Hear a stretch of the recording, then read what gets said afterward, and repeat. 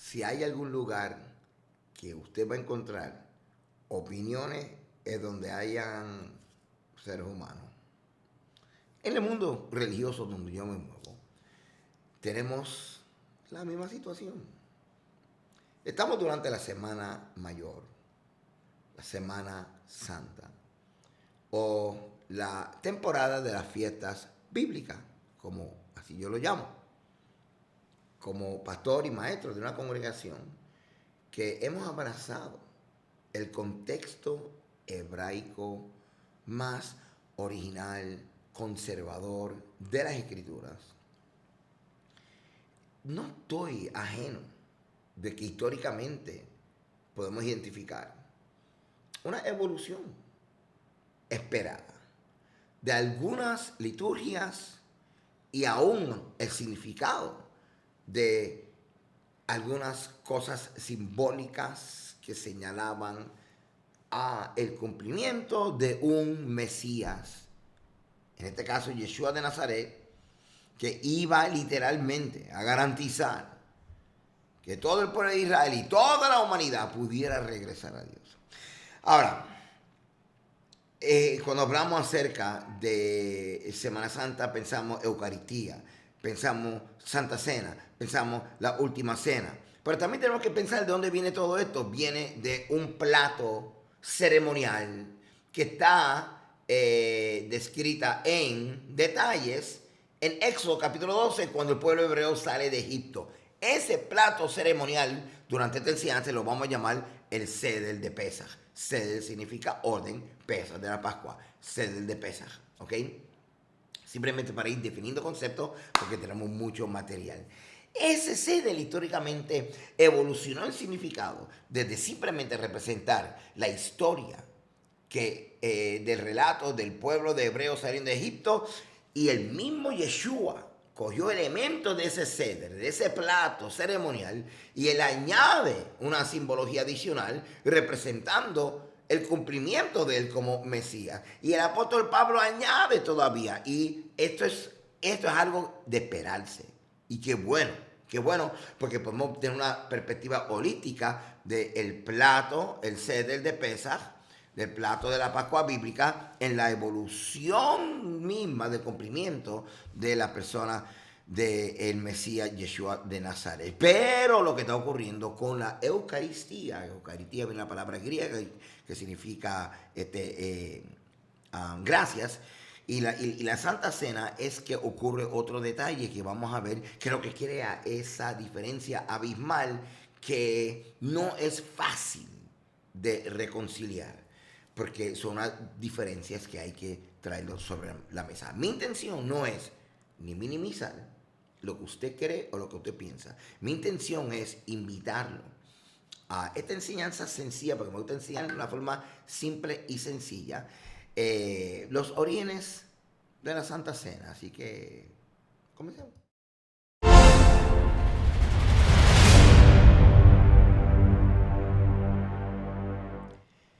Orígenes de la Santa Cena, los antiguos escritos de la Biblia, las cartas del apóstol Pablo, la historia que nos ayudarán a entender lo que nuestro Señor enseñó en esa noche histórica con sus discípulos. Esta enseñanza, durante los próximos días, hoy es 7 de abril del 2023, ¿ok? Vamos a ubicarnos. Esta enseñanza en los próximos días va a estar en mi página walteragosto.org. Ahora, ¿por qué lo voy a poner en mi página walteragosto.org? Además de aquí en YouTube, donde usted lo está viendo inicialmente. Bueno, en mi página walteragosto.org tiene otras facilidades. Los que están suscritos tienen la opción de bajar toda la enseñanza que yo traigo, la información, en el formato PDF. Adicional a eso, estoy poniendo otros artículos académicos que estudié para esta enseñanza, las cuales estarán disponibles en walteragosto.org para todos los que están suscritos. Si usted no está suscrito, ve a mi página, walteragosto.org, se suscribe y así puede acceder toda esta información. Tiene que esperar unos cuantos días en lo que el administrador de la página, vía correo electrónico, le diga: la enseñanza ya está preparada, ya está todo el material para que usted pueda bajar todo el material y seguir estudiando. Y muchas gracias. Así que comencemos rápidamente, como te dije, el plato original conmemorativo que se utiliza para recordar la salida de los hebreos de Egipto se llama Seder de Pesaj, y así es que me voy a referir a ella. El Seder de Pesaj tiene su origen en Éxodo capítulo 12, donde el Señor le dice a Moisés: este mes será principio de meses, para vosotros será el primero de los meses del año. Y entonces le dice, dile a toda la congregación que en el día 10 de este mes, cada uno coja un cordero según la familia. Vas a separar un cordero el día 10. Según tu familia lo vas a separar. Entonces te vas a comer ese cordero con pan sin levadura y con hierbas amargas. Jóvenes, estos son los 3 elementos básicos del Seder de Pesaj, que evolucionó eventualmente en lo que conocemos como la Eucaristía, la Santa Cena y la Última Cena. ¿Ok? Ahí estamos. Perfecto. Claro, quiero aprovechar la oportunidad porque algunas personas me han preguntado: pastor, ¿por qué en el plato tradicional judío hay otros elementos? Están allí para facilitar el propósito del mandamiento, que es el de relatar a tus hijos la historia del Éxodo. De hecho, como no hay un templo autorizado para sacrificar los corderos, lo que vemos en el plato es un símbolo del cordero sacrificado, que es un hueso. La carne adicional, la proteína adicional que había que tener en la mesa, porque un cordero de un año es pequeño, no da para todo el mundo, se llama hagigá y está representado en el huevo. El huevo no representa que si el pueblo de Dios es fuerte, que si nuevo nacimiento, que si primavera. Esas son otras metáforas que fueron añadidas luego. Ok, ¿cuál es la intención del sacrificio del cordero? Bueno, primero, cordero era un animal sagrado para los egipcios, así que eso fue una ofrenda para los egipcios. Por el otro lado, la sangre funcionaba como un borrador ceremonial, así que había nombres de los dioses egipcios en la entrada de la casa de los hebreos. Así es. Y con la sangre del corderito se borró. Nota interesante: cuando los cristianos y católicos celebran Domingo de Ramos, literalmente en la secuencia de la semana de la muerte, pasión y resurrección de nuestro Señor, estamos hablando del mismo día. Domingo de Ramos es igual a lo que en Israel se le llama Shabbat Hagodol, el día que se separa el animal del sacrificio días antes del sacrificio mismo. Y esto es lo que está registrado en Juan capítulo 12, en la entrada triunfal de Jerusalén. Interesante, ¿verdad que sí? Muy bien, porque de modo que se expone públicamente el que ha de morir en los próximos días. Cuando leemos Lucas capítulo 22, vemos que las instrucciones que Yeshua le está dando a los discípulos son instrucciones de preparar la Pascua. Ahora sabemos que la Pascua se sacrificaba solamente en el templo, que eran los sacerdotes que estaban autorizados. Así que cuando habla acerca de preparar la Pascua, lo que está diciendo es: busquen un lugar para preparar la mesa para el Seder de Pesaj. El Seder, el plato conmemorativo con los elementos que aparecen en la Biblia para relatar la historia de la salida de los hebreos. Lo que pasa es que cuando Yeshua está con los discípulos en esta ceremonia, la gente no se dieron cuenta y le comenzaron a llamar Santa Cena, Última Cena Santa, porque es algo sagrado, última porque fue la última vez que comió con los discípulos, pero, tengo que verlo suave y decirlo que esta última cena, esta Santa Cena, era algo judío, estaban ellos conmemorando la salida de Egipto. Pero, maravilloso, Yeshua, el Mesías, añade, no quita ni tergiversa, añade a la simbología litúrgica el impacto de su presencia. Que ahora Él es el Cordero. Entonces Él habla acerca del partimiento del pan, como el quebrantamiento de su cuerpo. Él habla acerca de su sangre, como para la ratificación de una nueva oportunidad de regresar a Dios, lo que se llama nuevo pacto, nuevo convenio, que no excluye los mandamientos que hay en la Biblia. Pero eso es otro tema. ¿Ok? Seguimos. Perfecto. Así que estamos viendo ahí, mira lo que dice en el verso 13. Fueron, pues, hallaron como les había dicho y prepararon la Pascua. O sea que prepararon la mesa. Así que esa cena, esa última cena, es la Pascua bíblica.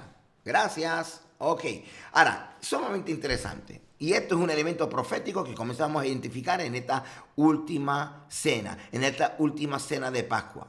Yeshua dice, ¿cuánto he deseado comer con vosotros esta Pascua? Él sabía que esta era la última que él iba a comer con sus discípulos, porque después de esto él iba a morir. El enfoque es que él va a morir, porque él va a regresar para volverlo a celebrar con sus discípulos. ¿Ok? Y esto es lo que él está diciendo. Porque os digo que no la comeré más hasta que cumpla en el reino de Dios. O sea, hasta que yo regrese. Entonces dice, habiendo tomado la copa, dio gracias a Dios. Y tomando esto, repartió entre vosotros. Porque os digo que no beberé más del fruto de la vid hasta que yo regrese. Ahora vamos a ver dos textos del apóstol Pablo que añade también luz a la simbología de este plato conmemorativo cuyo origen está en el éxodo del pueblo de Israel, los hebreos de Egipto. 1 Corintios capítulo 11, verso 23. Porque yo, bien importante hermano, porque yo recibí del Señor lo que también os he enseñado. Que el Señor Jesús la noche que fue entregado tomó pan. Ok, muy bien. Y habiendo dado gracia a Dios, lo partió y dijo, tomad, comed, esto es mi cuerpo, que por vosotros he partido, es hacer esto en memoria de mí. Fíjate esta frase, hacer esto en memoria de mí, está conectada a Éxodo capítulo 12, donde nace este plato de la Pascua bíblica en el contexto judío, porque se manda que sea un memorial, háganlo en memoria. Ahora bien, aquí hay algo interesante. Él dijo, este es mi cuerpo. Los judíos no van a comer el cuerpo de nadie. Los judíos no van no son, ¿cómo se dice? Carnívoros, no, carnívoros, caníbales, ¿ok? Y eso no se hace. Así que todo es símbolo. Todo es simbólico. Acuérdate que nuestro Señor Yeshua es un judío, él habla como judío, piensa como judío. Si tú y yo vamos a entenderlo, tenemos que aprender a hacer lo mismo. Habiendo dado gracias a Dios, lo partió y dijo, tomar, comer, esto es mi cuerpo y hacer esto en memoria mía. Así que Yeshua está siendo el ceder de la Pascua bíblica en el contexto judío, añadiendo el hecho de que recuerden, lo van a recordar a él también. Recuerden que salieron de Egipto, recuerden las 10 plagas, recuerden que cruzaron el Mar Rojo, pero también recuerden ahora que Yeshua el Mesías va a morir por ustedes. Y entonces dice que además de hacer la celebración de la cena de la Pascua bíblica, en el contexto bíblico o judío, como tú lo quieres decir, además de recordar la salida de Egipto, él dice, ahora hagan esto hasta que yo regrese. Háganlo, recuérdenme a mí hasta que yo regrese. ¿Están viendo cómo Yeshua coge este plato conmemorativo legal de Éxodo capítulo 12 y le añade símbolos, le añade unos mandamientos, le añade unos enfoques, lo está actualizando con el cumplimiento profético de su persona? ¿Ok? Continuamos. Mira lo que Pablo dice, no es bueno, 1 Corintios 5, 6, no es buena vuestra jactancia. ¿No sabéis que un poco de levadura leuda a toda la masa? Limpiaos de la vía levadura para que seáis nueva masa, sin levadura como sois, porque nuestra Pascua o nuestro sacrificio, que es Cristo, ya fue sacrificado por nosotros. Así que celebremos la fiesta. Y mira, y él sigue hablando, todos estos elementos son importantes, hermano, porque Pablo está hablando acerca de elementos que identifican lo que los discípulos están haciendo con la Pascua bíblica, que fue establecida en Éxodo capítulo 12 para recordar la salida de Egipto. La pregunta es si usted se está dando cuenta que una cosa es evolucionar el mismo plato en simbología y aplicación y otra cosa es lo que ocurrió históricamente. No simplemente evolucionó un poco en el contexto mesiánico de Yeshua, sino que entonces hubo una división. Porque sabemos, hermano, que una de las cosas que comenzaron a creerse y a pensar era que los judíos mataron a Yeshua. Y eso no fue así, porque fue un sector pequeño de los líderes judíos los que conspiraron con el gobierno romano en un acuerdo político romano que hicieron que gentiles mismos fueron los que mataron a Yeshua y no los judíos. Es bien importante, bien importante. Ok, porque la mayoría querían que Yeshua era el Mesías. ¿Estamos? Ok. Importante. Así que cuando leemos la palabra del apóstol Pablo, que él dice, mira, ya él murió, pero vamos a celebrar la fiesta, pero ¿sabes qué? Sin levadura, sin contaminación. Vamos a tener una visión actualizada de lo que significa este plato, este ceder, que tiene los elementos originales de la Biblia. ¿Estamos? Ok. Pues entonces seguimos. ¿De que hubo una transición? Pues claro, imagínate, el ceder de Pesaj, que aparece en la salida de Egipto. Hermano, literalmente, perdóneme, otra vez ocurrió algo que yo no quise que ocurriera y ocurrió otra vez, perdónenme. Cosas técnicas y literalmente pues, espero que no se me haya dañado mi grabación, Padre, ayúdame. Ok, continuamos aquí. Este autor, lo estoy presentando, se llama Israel Jacob Yuval. En el año 2000 él escribe un libro sumamente interesante llamado Dos naciones están en tu vientre. Y en este libro él trae en forma paralela el desarrollo histórico de el plato de ceder de Pesaj y también la perspectiva cristiana aún hasta la Edad Media en ambos sectores religiosos. La controversia es la siguiente, que se parecen mucho, pero tienen sus distinciones. Y que es la hora de que nosotros veamos esta diferencia en un contexto histórico para poder realmente manejar, ¿verdad? El hecho de que cristianos y católicos quizás piensen entonces diferente a cómo es que debe de explicarse este rito conmemorativo. Uno recuerda la salida de Egipto, pero la otra está recordando la muerte y sufrimiento y resurrección de Yeshua, enfatizando en la resurrección. ¿Ok?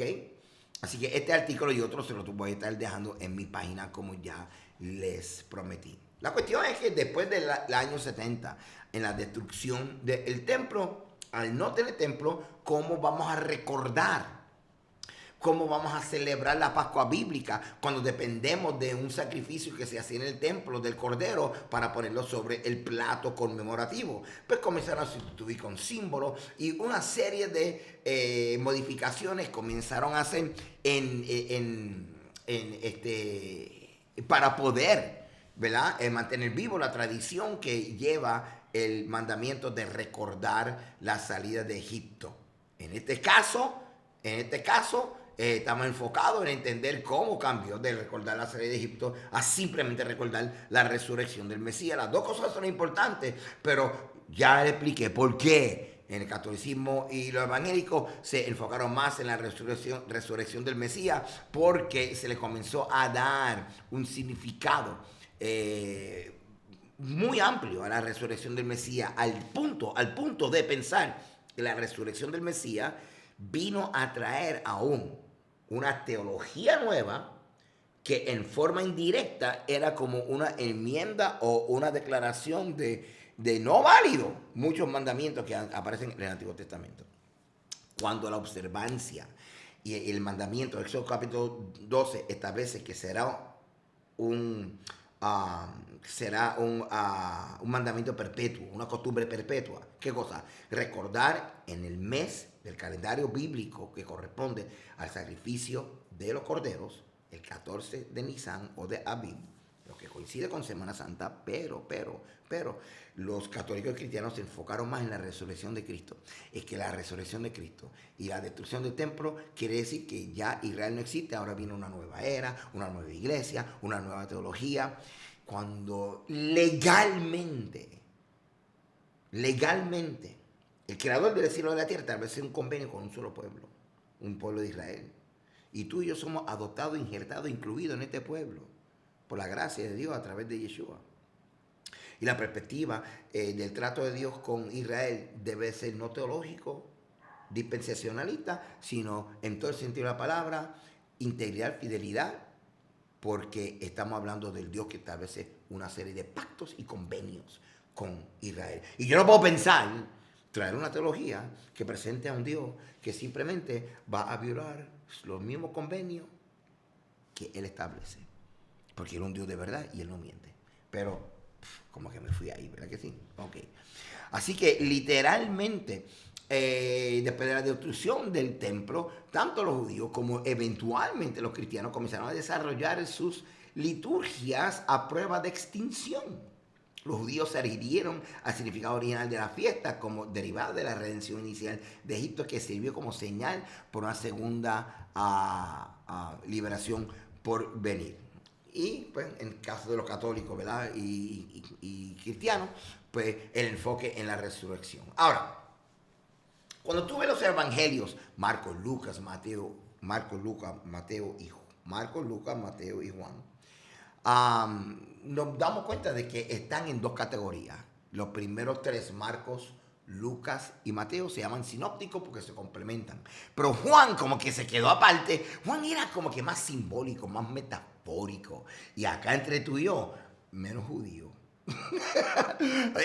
Claro, eso es una opinión de interpretación y eso es lo que se da a entender cuando se lee. Yo estoy hablando de la persona de Juan, estoy hablando de la forma en que está redactada el Evangelio. Ahora, los tres evangelios sinópticos, ahí, Jesús en realidad, escucha esto bien, come una cena de Pascua antes de morir.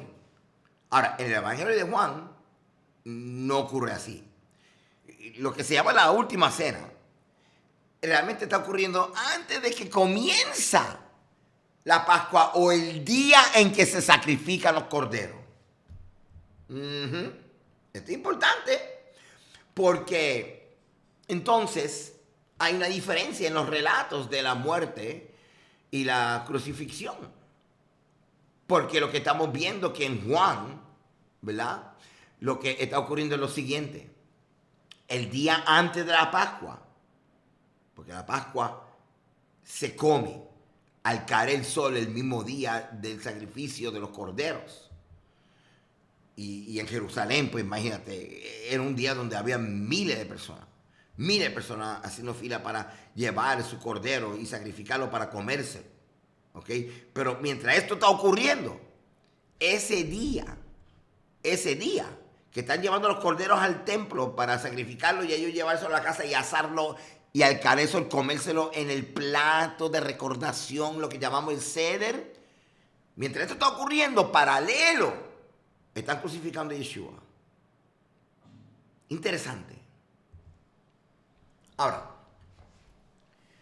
los evangelios sinópticos establecen a Yeshua comiendo antes de su muerte. Juan lo pone comiendo antes del comienzo del día de sacrificar los corderos en el templo. Una diferencia de unas 24 horas o más. El Evangelio de Juan nos está obligando, al menos dramáticamente, a través de estas formas de traer la narrativa. Número uno, estableciendo que Yeshua es el cordero. Pero número dos, que Yeshua no está comiendo cordero porque él está comiendo con los discípulos el día antes de que los corderos fueron sacrificados en el templo. Así que lo que se está estableciendo es que Yeshua mismo es el cordero literal muriendo en la cruz mientras están sacrificando corderos en el templo. Los corderos que los judíos comerían en su liturgia de la Pascua bíblica.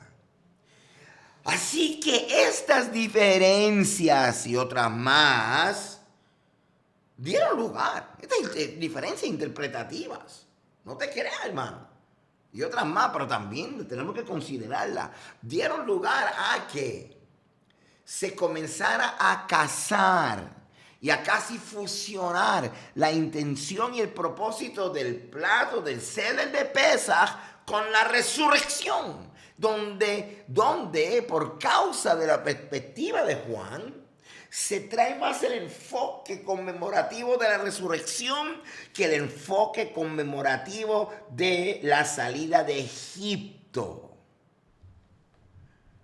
Jóvenes, toda esta evolución es la base de la gran diferencia abismal que hoy vemos, que aunque usted lo critique, mira la Eucaristía, es la Santa Cena, no se debe, esa es la Pascua bíblica, no se le debe de llamar así. Yo estoy de acuerdo contigo, pero tenemos que entender el desarrollo histórico, la influencia de los evangelios. Tenemos que entender, hermano, que esto no ocurrió de la noche a la mañana.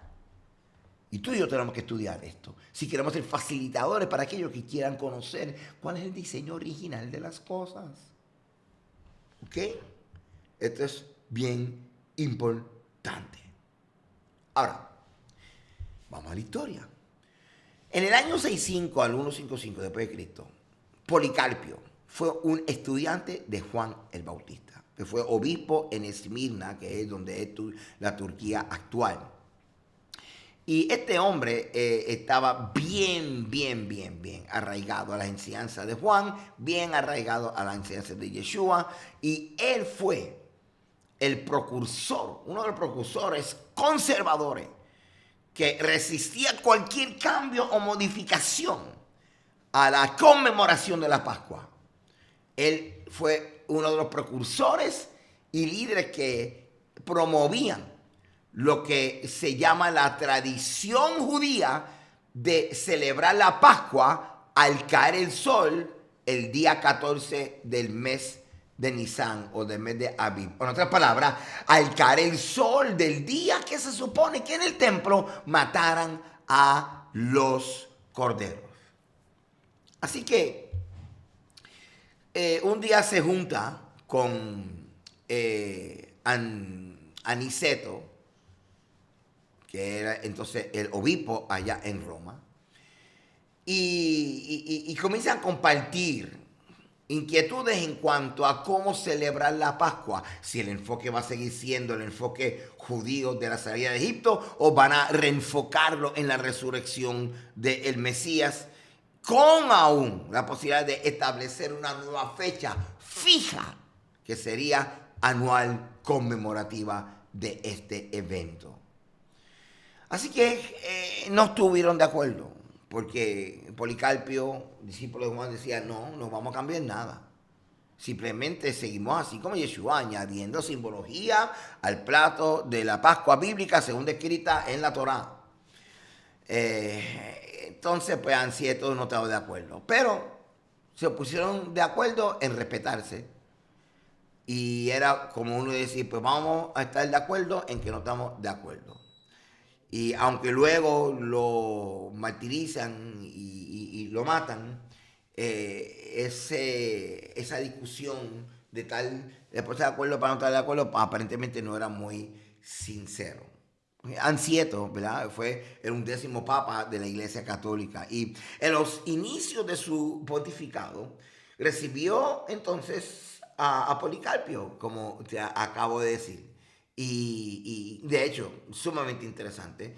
Él había sido, como te dije, a discípulo de Juan, pero también había sido maestro de Ireneo de León. Y estas son cositas pues, históricas que es bueno nosotros traerlo para que usted vea que esto no son cosas inventos, hermano. Ahora, hablando acerca de la postura de cuándo, cómo y dónde celebrar la Pascua, que era la discusión aquí. Esta postura según los que abrazaban el Evangelio de Juan, y que suponía celebrar la Pascua de Resurrección el mismo día de los judíos, el mismo día que los judíos recordaban la salida de Egipto. Entonces, ese era el debate, pues vamos a recordar nosotros la resurrección del Mesías. Y entonces este grupo de personas que querían seguir con la tradición judía, aunque incluyera lo del Mesías, hermano, es lo que se llamaba una práctica cuarto decimal. Cuarto decimal porque ellos decían, no podemos cambiar la fecha. El día 14 del mes de Nisan es el día de hacer el Seder de Pesaj al caer el sol. No hay otra. Pero Aniceto y los otros líderes de Roma querían cambiar la fecha. ¿Y saben qué? Lo lograron. Aunque ellos llegaron a un acuerdo diplomático, siempre ganaron los de Roma en influencia. Así que este acuerdo de estar desacuerdo trabó amistad con el apologista Justino, junto a quien falleció en 1166 tras sufrir como martirio durante las persecuciones de Marco Aurelio. Parece ser que condenó la doctrina, ¿verdad?, de los gnósticos y los marcionistas. Estoy hablando de Policarpio, porque Policarpio y los discípulos de Policarpio eran terroristas, no terroristas, pero estaban bien apasionados y querían mantenerse como conservadores de las raíces judías. Se tuvieron que enfrentar a los gnósticos, se tuvieron que enfrentar a Marción, que fue considerado a un hereje de la Iglesia católica. Y la cuestión es que, nada, a medida que pasaron los siglos, la iglesia y los cristianos comenzaron a crecer más intolerantes con las perspectivas judías, al punto de que en el concilio de Nicea se llevó a cabo en el año 325 después de Cristo para reformular muchas cosas, incluyendo cómo y cuándo celebrar la Pascua. Los que estaban a favor de la celebración de la Pascua original judía, como Policarpio, siempre habían tenido una práctica minoritaria en torno a la celebración de la Pascua. Y ahora su práctica, pues, que ya no se toleraba, pues, triunfaron las prácticas romanas en torno a la fecha de la Pascua. Así que la primera comunidad judía que comenzaron a seguir al Mesías celebraban el Seder de Pesaj el día que corresponde, el día 14 de Nisan, al caer el sol. Pero entonces, mediados del siglo IV, tenemos que estas fechas comenzaron a oficialmente establecerse como fechas nuevas y separadas de aquellos que siguen las costumbres judías.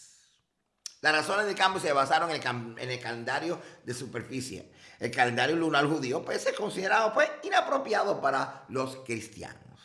El concilio de Nicea, por escrito a la iglesia egipcia, dijo, y cito, la fiesta santísima de la Pascua, todos los hermanos en Oriente que en otro tiempo celebraban esta fiesta cuando los judíos lo hacían, de ahora en adelante se conformarán a los romanos, a ustedes y a todos nosotros que desde los primeros tiempos hemos observado nuestro periodo de la celebración de la Pascua.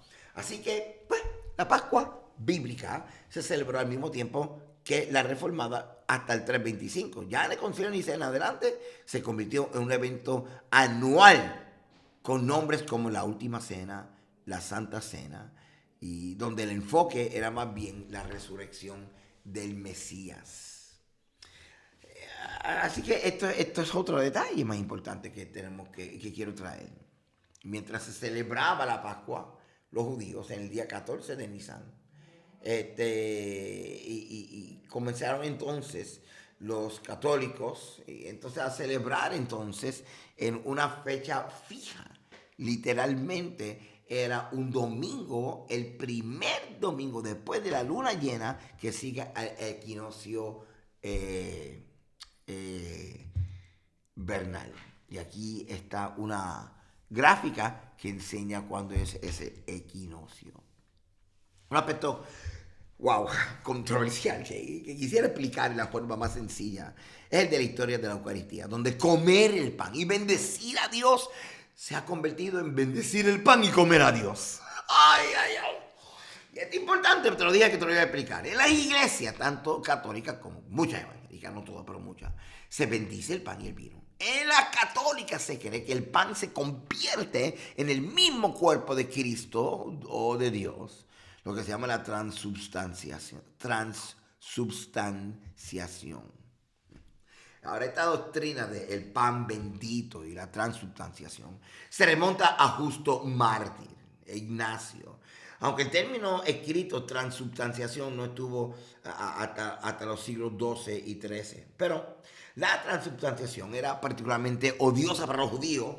Aquí es una de las cosas que lleva a la creación del plato lejos de los judíos y que adopte los nombres como Santa Cena, Eucaristía o la comunión. Porque para un judío bendecir el pan habría sido... ni se piensa. Fue Dios mismo quien fue bendecido. Así que el judío, cuando coge el pan, él no bendice el pan, él bendice a Dios que da el pan. ¿Ok? Él bendice a Dios que da el pan. En la Eucaristía o en la nueva liturgia o la nueva teología de la liturgia, pues en esta determinación de alejarse de las raíces judías, se trae una perspectiva teológica totalmente diferente. El resultado, imagínate, no es lo mismo coger el pan y bendecir a Dios y partirlo, que bendecir los elementos y pensar que ahora lo que tenemos en la mano literalmente es un pedazo de Dios o un pedazo de Cristo. y comerse la persona literalmente, comerse a Dios literalmente. Toda esta perspectiva fue bastante, y es bastante hostil para una persona cuyo pensamiento es hebraico, no un pensamiento que de una forma u otra también refleja que haya sido influenciada también por pensamientos dualistas como el del helenismo. Un documento importante que recoge las liturgias de los primeros creyentes se llama Didache. El Didache tiene probablemente la bendición eucarística más antigua y fiel que se dirige a Dios, no al pan y al vino. Y ve en su celebración un simbolismo escatólico, así como el Nuevo Testamento dice que la muerte del Señor es proclamada a través de la Eucaristía. Eucaristía y Didache. Eucaristía y bendición de los elementos. Un aspecto desafortunado de la historia eucarística, que comer el pan, como te dije, y bendecir a Dios se ha convertido en bendecir el pan y comerse a Dios mismo. Así que en las iglesias católicas, como en protestantes, esta es la práctica que se hace. Y literalmente, ¿sabe qué? Esto es algo bien difícil y para un judío. Pero tenemos que establecer el contexto de las diferencias de estos dos grupos. El cristianismo tiene una larga historia de antisemitismo, como quiera, como ya te dije. Y lamentablemente, pues, la Semana Santa se ha convertido notoriamente en una temporada de creciente rivalidad entre judíos y entre cristianos. Cosa que no debe de ocurrir porque donde hay respeto y tolerancia se crea la oportunidad de reevaluar las cosas. Pero a veces el apasionamiento nos ciega tanto y no tenemos la oportunidad de nosotros considerar. Tanto considerar para salir del error y restaurar el diseño original de lo que llamamos Eucaristía o la Última Cena, como para ayudar a otros que posiblemente no tienen la información que tú y yo tenemos. El plato de Seder evoluciona en las manos de Yeshua cuando Él trae el efecto de su presencia profética. Este pan representa mi cuerpo.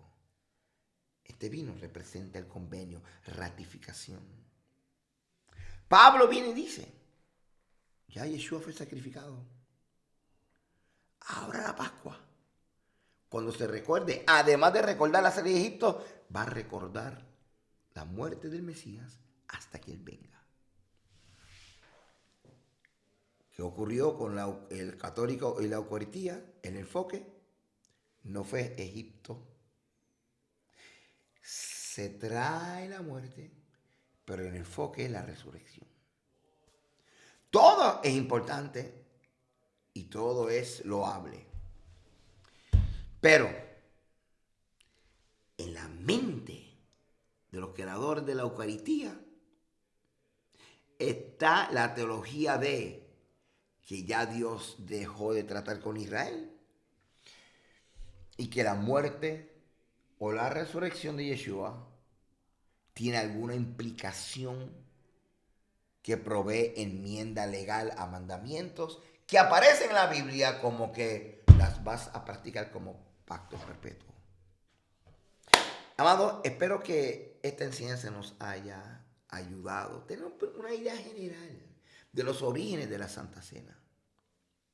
¿Es la Santa Cena lo mismo que la Pascua bíblica? No. La Santa Cena, aunque lo que significa es una cena sagrada, la última cena, lo que significa es la última cena de los discípulos, pero tenemos que tener claro que cuando hablemos acerca de la última cena, tenemos que decir, esa última cena fue el Seder de Pesaj. Tenemos que estar claro que cuando hablemos acerca de la Eucaristía, de que no se bendice el elemento pensando que hay un milagro de transformación y que sea el cuerpo de Cristo. No, sino que toda la simbología tangible es para llevarnos a nosotros a una experiencia que no tuvimos y que la podamos relatar y conocer y aún recordar.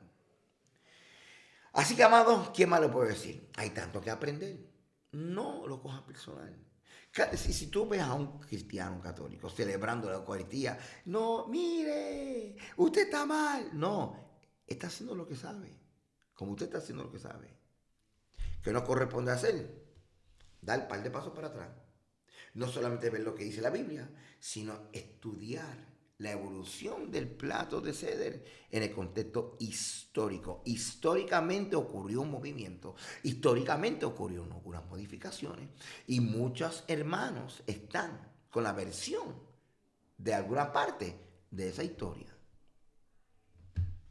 Que el Señor nos ayude a guardar los mandamientos, a realmente aprender cómo esperar en obediencia al Dios del cielo, mientras el gran día del regreso del Mesías ocurra.